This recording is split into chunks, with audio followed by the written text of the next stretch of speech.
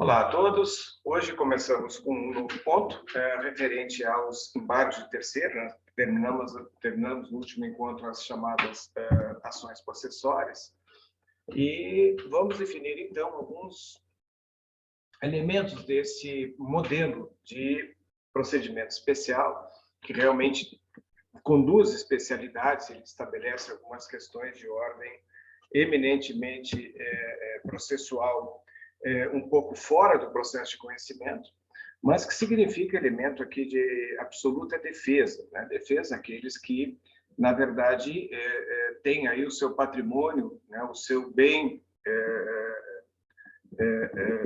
patrimonial colocado em risco, em uma situação de risco. Então, os embargos de terceiros são realmente um mecanismo eficaz que vem estabelecer ou por estabelecer essas medidas que são aí medidas também caracterizadamente de urgência, né, na proteção de patrimônio de terceiro. Por isso, embargos, né? Quando a gente fala embargo, a gente fala, bom, alguma coisa está sendo feita contrariamente àquela situação, né? Quando a gente embarga, a gente reage, né? Tanto é que o embargo é mesmo um recurso a uma sentença. Um embargo é mesmo um agravo, né, contra uma decisão interlocutória. Então, qualquer embargo é realmente um modelo reacional que esta pessoa, e eu não vou dizer parte, mas qualquer pessoa, na questão dos embargos de terceiro, né, pode, então, estabelecer como uma verdadeira blindagem patrimonial, impedindo, então, que o seu patrimônio responda por dívida de terceiros. Né? Essa vamos dizer assim, a eficácia maior da atividade dos embargos. Né? Então, eu tenho aqui uma definição que eu gostaria de estabelecer com vocês aqui, do Cássio Scarpinella Bueno, que ele diz o seguinte, é muito sintético, aliás, é a forma dele sempre se comportar, né, frente às questões doutrinárias e até às questões polêmicas. Então, ele bota assim, ó, a finalidade dos embargos é suficientemente bem indicada no artigo 674. Ali depois nós vamos investigar sem problema nenhum, nós vamos, então, estabelecer um contato com isso tudo. Evidenciando que terceiro deve ser entendido amplamente como quem não é parte no processo. Então, ele diz amplamente, há de se entender qualquer pessoa, né, que tenha esta, vamos dizer, legitimidade ou legitimação sobre o bem que foi arrestado, penhorado, enfim, de uma certa maneira até um bem bloqueado, né? Diz assim, então, o parágrafo 1º do dispositivo 674 demonstra que o terceiro que tem a legitimidade ativa para sua apresentação é não só o proprietário, inclusive o fiduciário, mas também o possuidor.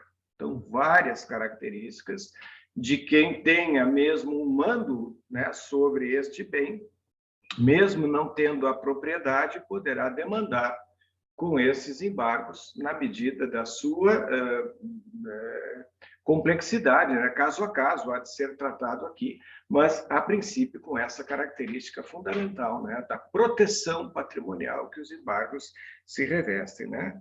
E aí ele diz que o parágrafo 2º do 674, né, também tratando da legitimidade ativa, indica que é considerado terceiro para os fins aqui analisados o cônjuge. Então, vejam como ele amplia, né? Depois nós vamos verificar isso aqui com mais calma. Quando defende a posse dos bens próprios ou da sua meação, a sua metade, né, patrimonial, ressalvada a hipótese que a penhora recai, né, ou venha a recair em bem indivisível. Bom, então ele não tem o que fazer, né? Na verdade, ele vai salvar a parte dele, aí vai pedir uma divisão do condomínio, por exemplo, para isso.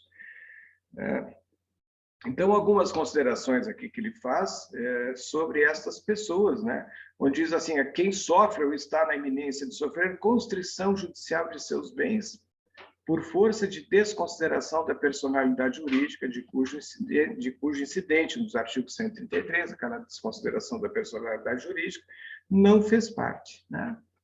É um sócio que se retirou e daqui a pouco ele está se vendo às voltas aí também com a constrição dos seus bens, quando ele, na verdade, já não é mais sócio dessa empresa, então ele tem todo o direito de se defender e também defender o seu patrimônio, né? O credor que tem a garantia real para obstar a expropriação judicial do objeto do direito real de garantia, caso não tenha sido intimado dos atos expropriatórios. Então, vamos ver, então, como funciona isto tudo, e eu já, de antemão, estabeleço com vocês o nosso contato aos nossos slides, né? E esta primeira, então, consideração, né? Vamos dizer, até conceitual, que faz o artigo 674, né? Diz que quem não sendo parte no processo, quer dizer, então, aqui, quem? Esta palavrinha já abre um leque de possibilidades, tantas quantas necessárias, para que se estabeleça quem realmente é esse terceiro. Todos que tenham algum rótulo, alguma legitimidade para defender patrimônio seu ou alheio, ainda que seja possuidor, não proprietário, como vimos, né? Não sendo parte do processo. Portanto, aqui o terceiro mais do que evidenciado a sua conceituação, como um terceiro em lato sensu, né? Uma ampla análise do que seja o terceiro aqui.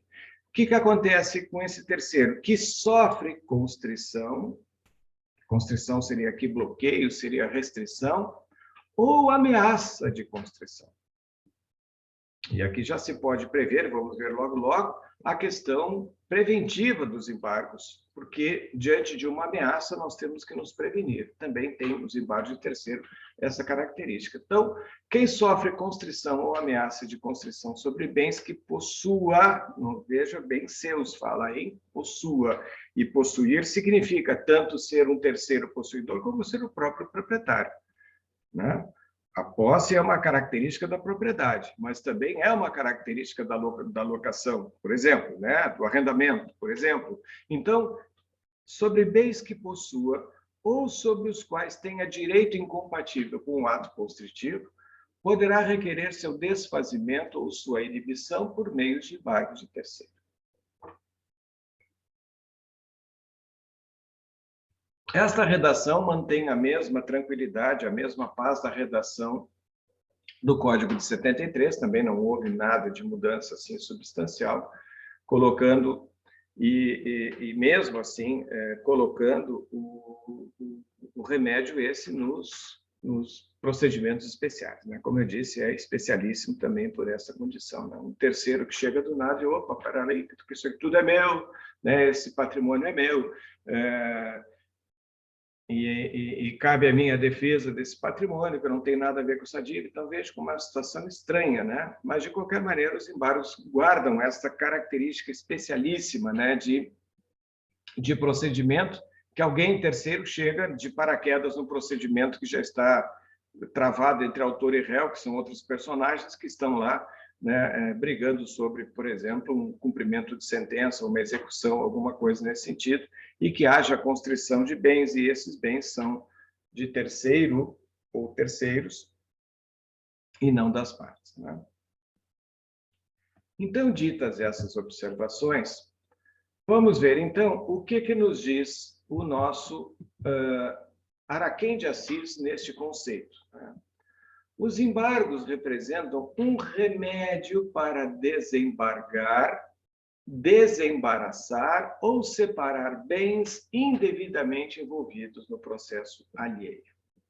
Nessa característica própria do Araquém, né, de forma objetiva, de forma muito clara, ele traz esse conceito, né, no Manual das Execuções, esse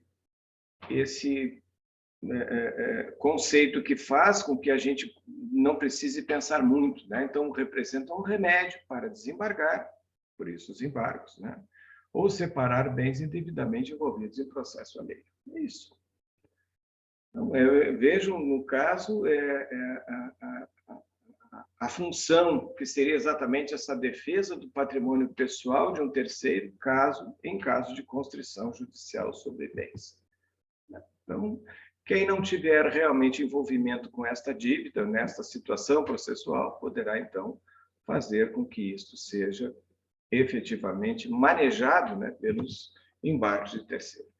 Mas diz o parágrafo 1º que os embargos podem ser de terceiro proprietário, inclusive fiduciário, né, ou possuidor. O proprietário fiduciário é aquele que faz, então, um contrato de financiamento, né, por exemplo, na compra de um carro. Então, ele teria esse direito também de se manifestar em relação a isso, né?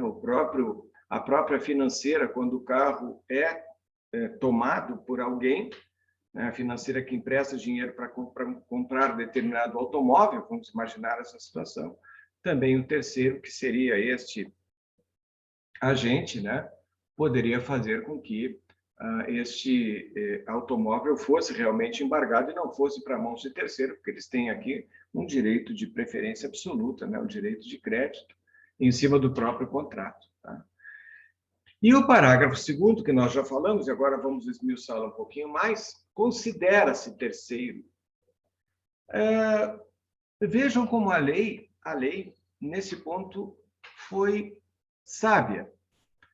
Considerar terceiro não quer dizer é terceiro. Considera-se, leia-se, entre outras características, que podem ser outros modelos de terceiro. Aqui nós estamos trabalhando, portanto, nesse parágrafo 2º, com um parágrafo absolutamente exemplificativo. A palavra considera-se não quer dizer que é um número fechado de hipóteses. Aquele número que se diz no nosso jargão jurídico, aquele número tarifário, né? Ele realmente é um número que expressa uma amplitude bem maior do que isso aqui, quando diz a palavra considera-se. Então, é considerado terceiro o cônjuge ou companheiro. Então, vejam que também aqui a relação da comunhão de pessoas, né, entre homem e mulher, não precisa ser marido e esposa, né, mas homem e mulher, que tenham, então, a figura do companheiro. Também aqui são embutidas as relações de mesmo gênero também. Nós vamos estabelecer isso, que hoje o reconhecimento do próprio STJ já vem. O nosso Tribunal de Justiça do Rio Grande do Sul foi um dos tribunais pioneiros nisso, já na década de 2000, no início dos anos 2000. Né? Quando, então, o cônjuge ou o companheiro defende a posse de bens próprios ou de sua ameação, ressalvado o disposto no artigo 843, que esse artigo vai nos remeter, então, à questão da indivisibilidade de bens e outros elementos que podem ser aqui estabelecidos. Mas, a princípio, se a minha mulher faz uma dívida e eu não sou nem fiador ou não sou nem devedor, ela, exclusivamente ela, eu posso entrar defendendo a minha ameação. Se os meus bens estão sendo ameaçados, a nossa casa está sendo ameaçada e não há, da minha parte, nenhum compromisso com essa dívida, eu posso tranquilamente embargar, reservando a minha parte, né, a minha meação, a minha metade, meação, para que, evidentemente, o que é meu é meu. Então, dentro desta casa, metade da minha mulher e metade minha. Adquirimos, imaginem aí, pelo regime da comunhão parcial, e a casa adquirida durante a constância do matrimônio. Então, é possível que se faça esta manifestação de embargo, né, daquele que se sinta prejudicado, para ressalvar o que é seu. Né? Daqui a pouco está dentro de casa o meu automóvel e o meu nome, e a dívida é da minha mulher, vem o oficial de justiça e faz a penhora do meu automóvel. O que eu faço? Eu estabeleço aqui um elemento reativo. Eu vou reagir diante deste fato através dos embargos de terceiro. Dizer, pera lá, isso aqui é da minha mulher, a dívida, e esse automóvel é meu, não tem nada a ver com ela. A não ser que provem que esse automóvel foi comprado em nome dela, depois passado para o meu nome, que houve aqui fraude acreedor, bem, isso aí é outra coisa. Mas a função dos embargos de terceiro é exatamente essa função, repito, protetiva daqueles que não podem ter os seus bens embargados, constritos, por conta de dívida que não seja deles. Né? Ou obrigação, até pode-se falar em vez de dívida. O adquirente de bens cuja constrição decorreu de decisão que declara a ineficácia da alienação realizada em fraude à execução. Também o adquirente de bens pode defender o que é seu, né, quando ele adquiriu um bem de boa-fé, né, que foi realizada esta venda como fraude de execução. Então, eu sou um grande devedor, estou botando um automóvel meu à venda, este adquirente, né, que foi de boa-fé, repito, veio adquirir o carro, levou para sua casa e lá está sendo agora ele molestado, né, já tendo pago o preço e tudo mais desse automóvel e com a sua obrigação cumprida e agora está sendo molestado por essa constrição, né, por este embargo patrimonial que fez o ato de determinação judicial, né? A penhora, como eu digo, o arresto, bloqueio, enfim, de ativos financeiros, o que for. Então, esse adquirente, ele adquire, né, também este direito de ser terceiro na condição de defender aquele valor que ele já deu, né?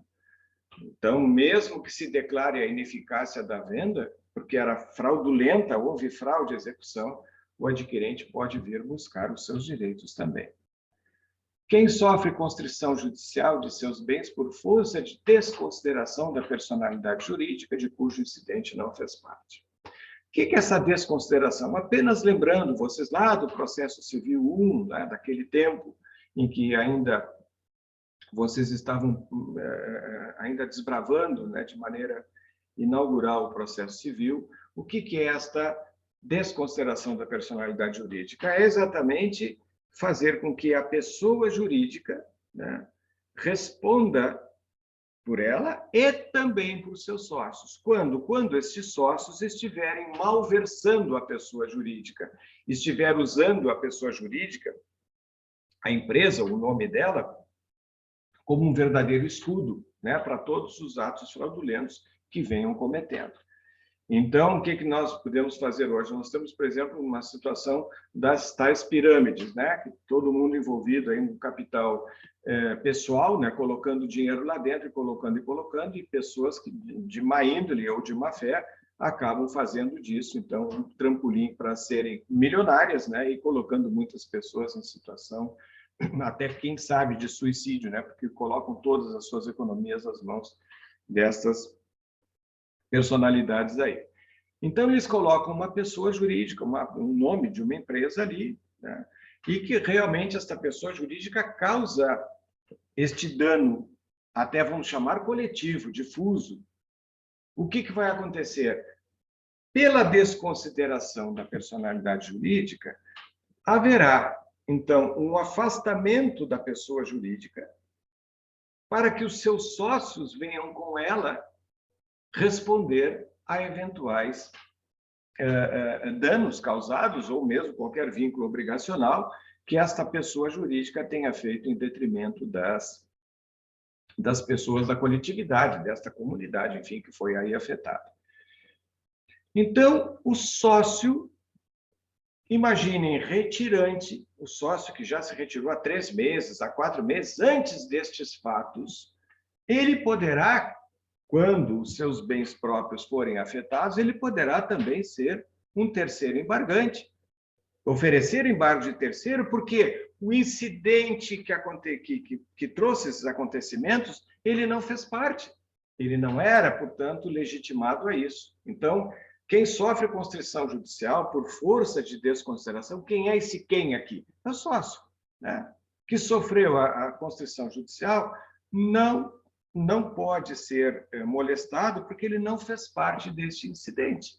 Ele não era mais sócio ao tempo dos atos fraudulentos, ou atos, então, claro que isso tem que se investigar através de um amplo conhecimento, um processo que tem essa característica. Mas, de qualquer sorte, ele terá também esta proteção como terceiro embargante. Depois vai se discutir se ele fazia ou não, mas, vejam, está se legitimando essa pessoa. É considerada terceiro, né? Aqui no inciso 4º, o credor que tem a garantia real para obstar, impedir expropriação judicial do objeto do direito real de garantia, caso não tenha sido intimado nos termos legais os atos expropriatórios respectivos. Quem é esse credor com garantia real? Ora, vamos pegar um exemplo. Uma Caixa Econômica Federal da vida ela me empresta dinheiro para a compra de um apartamento que eu lá me apaixonei, estou gostando, estou morando, inclusive já com a minha vida sedimentada nesse apartamento.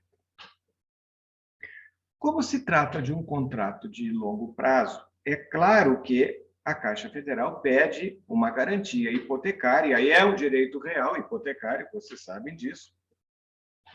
E com isso, estaria, portanto, protegida, blindada qualquer situação de desvio deste bem para terceiros, ainda que sejam credores. Então, o que se faz?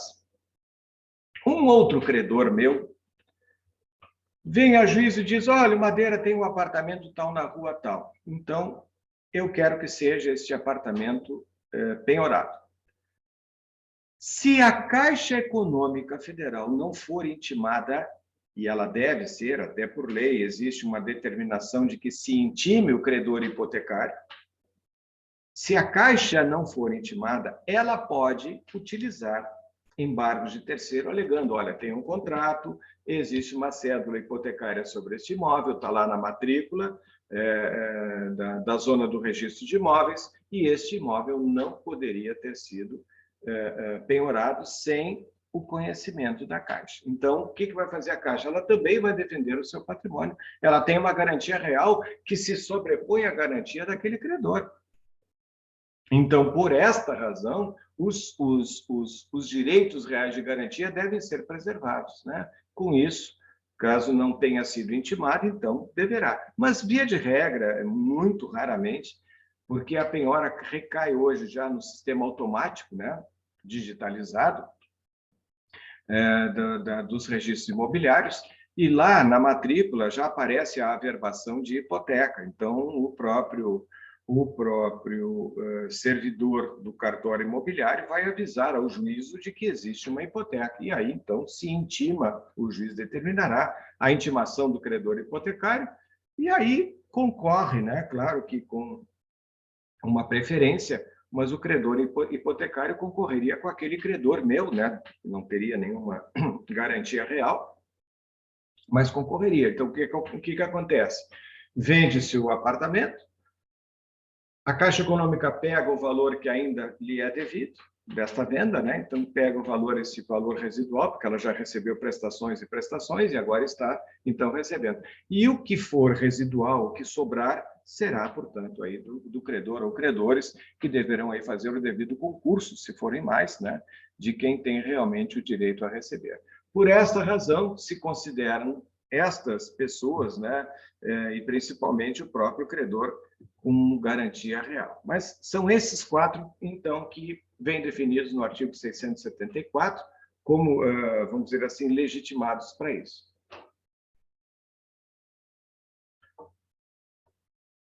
E agora vamos que o artigo 675 já nos dá a questão mais processualística de como fazer, então, esta petição, né, dos embargos e onde fazê-los, né? Mas vejam a largueza de versatilidade que nós temos nos embargos de terceiro, né? Que eles vão ser possíveis em quaisquer procedimentos. Vejam, os embargos podem ser postos a qualquer tempo no processo de conhecimento, enquanto não transitado em julgado a sentença. Então, nós já temos processo de conhecimento, é possível? Sim. Não tendo transitado em julgado? Sim.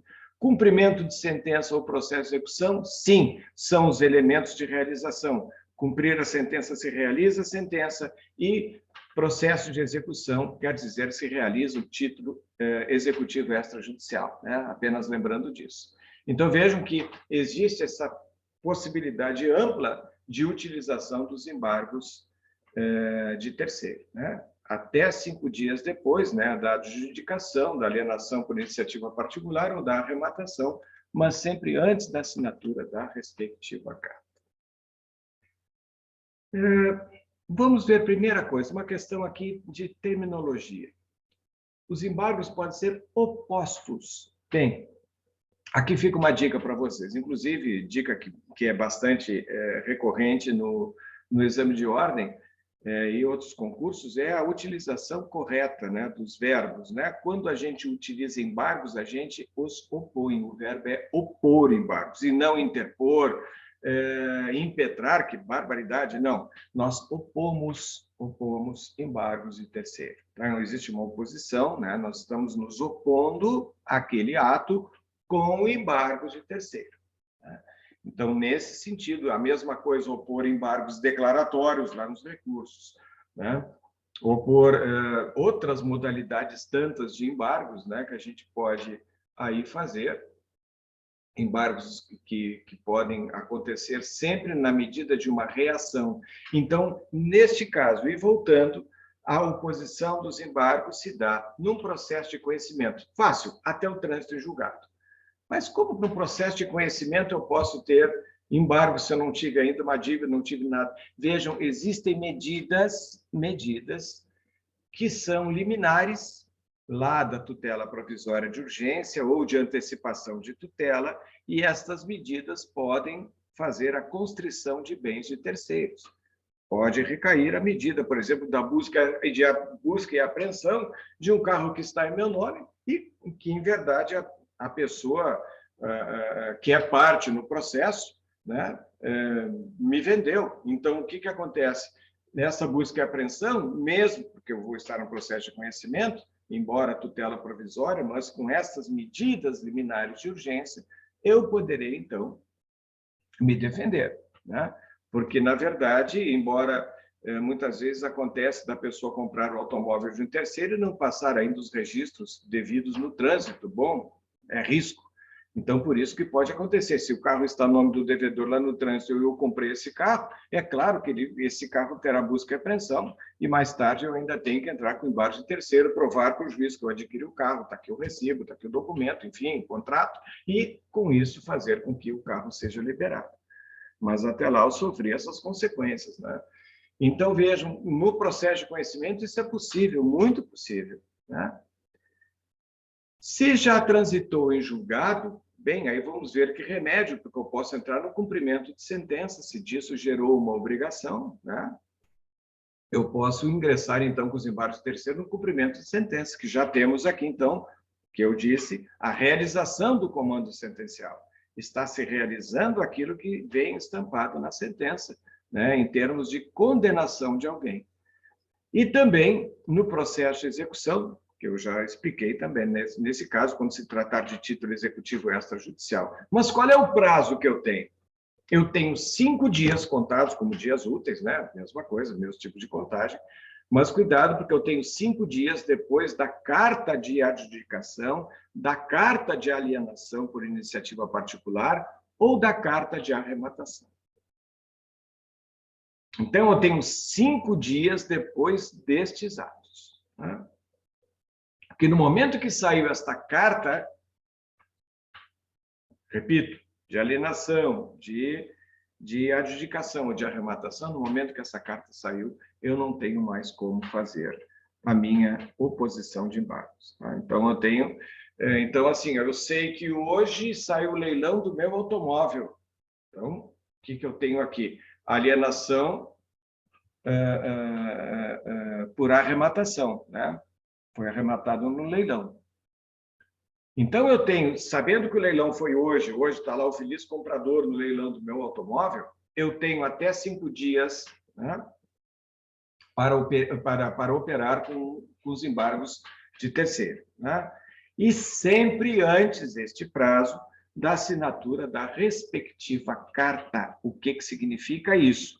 A carta, quando é lançada, a carta de arrematação, a carta de adjudicação, é que acabou. Ali está sepultado, está, vamos dizer, sacramentado o ato jurídico, formando aqui um ato jurídico perfeito desta venda por leilão, ou por arrematação, adjudicação, o que seja.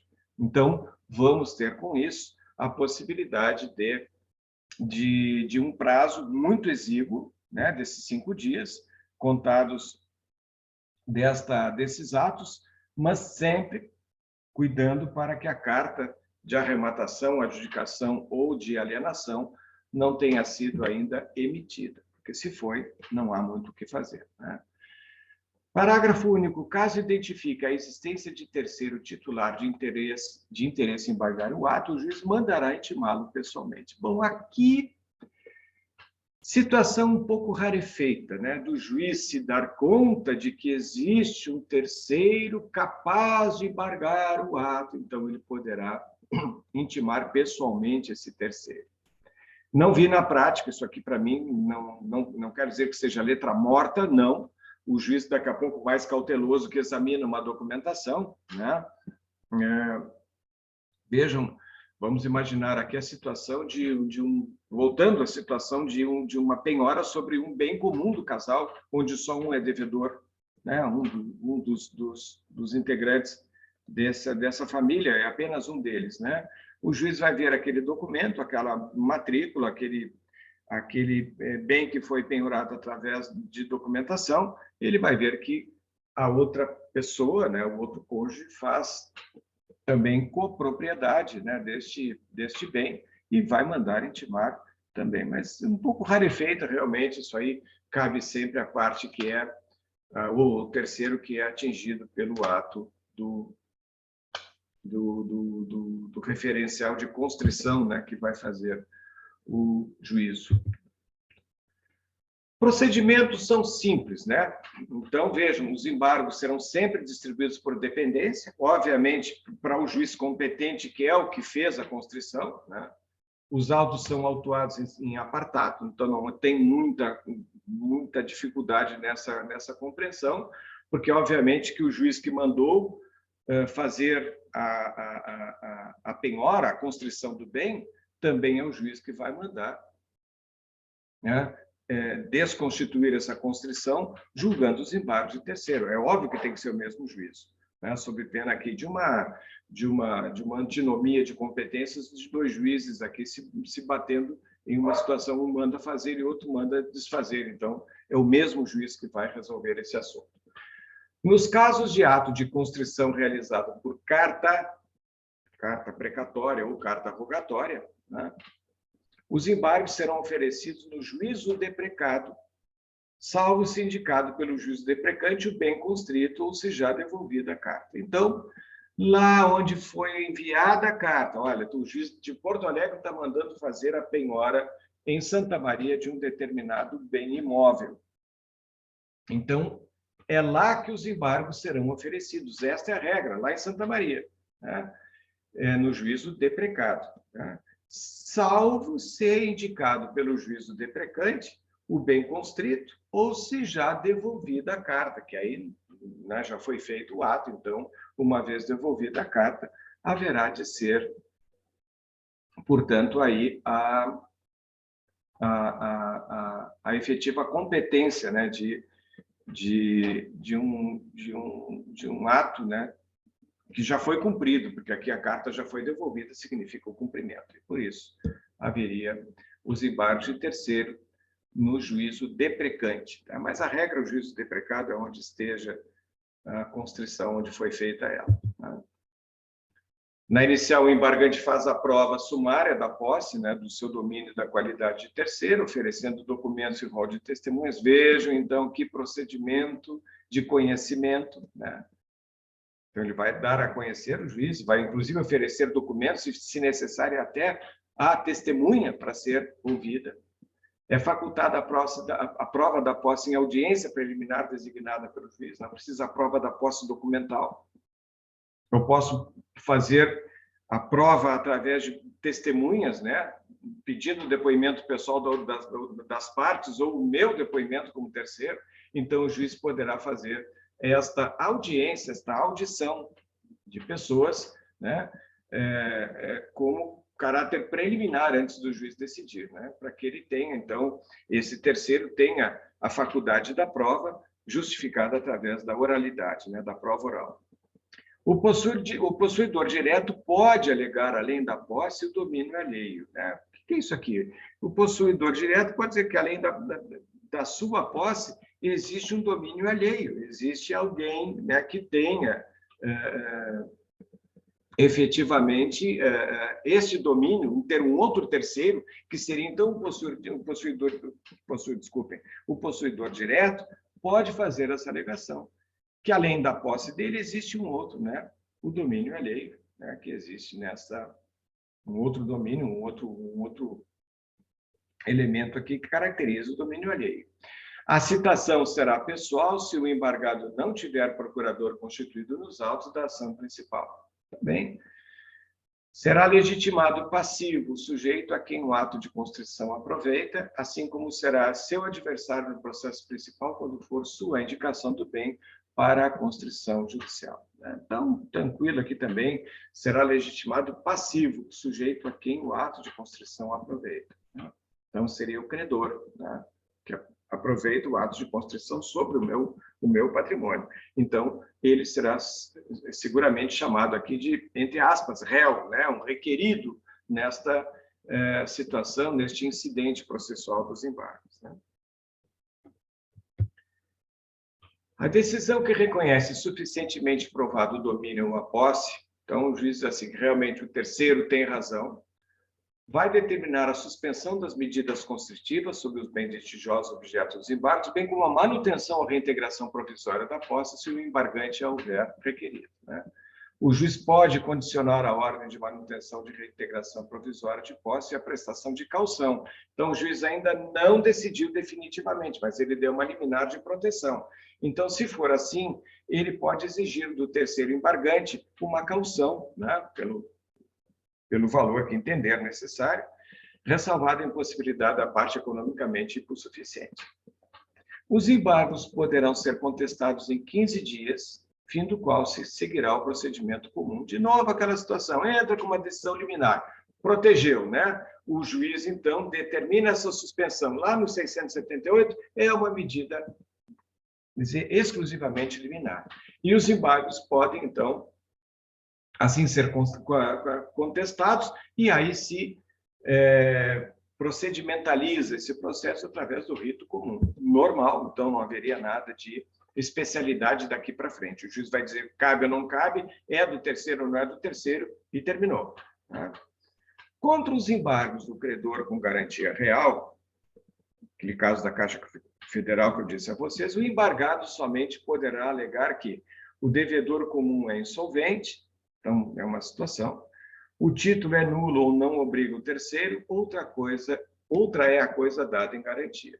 Então, aqui os embargos oferecidos pelo credor com garantia real dá ao embargado somente essas três possibilidades. Né? O devedor é comum é insolvente, deve-se declarar a sua insolvência, quer dizer, o insolvente é aquele que tem o seu passivo muito maior do que o ativo, então ele realmente é como uma pessoa falida, como a gente conhece.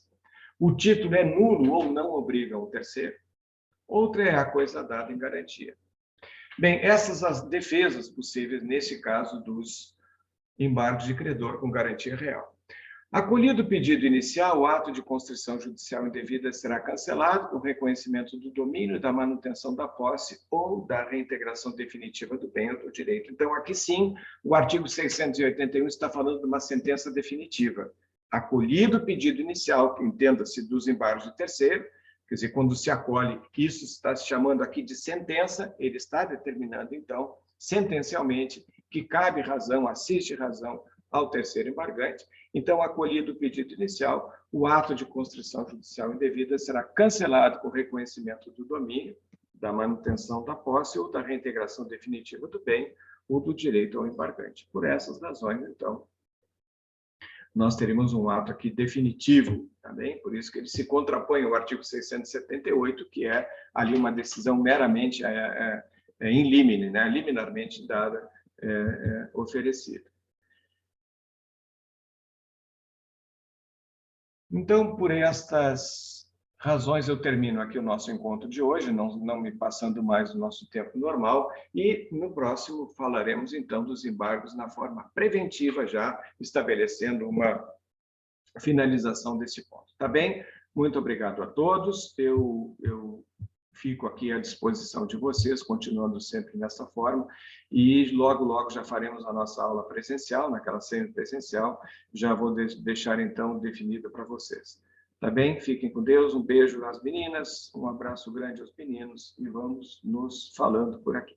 Tá bem? Qualquer dúvida, o nosso quadro, né, de comunicação do Moodle e também o meu e-mail. Muito obrigado.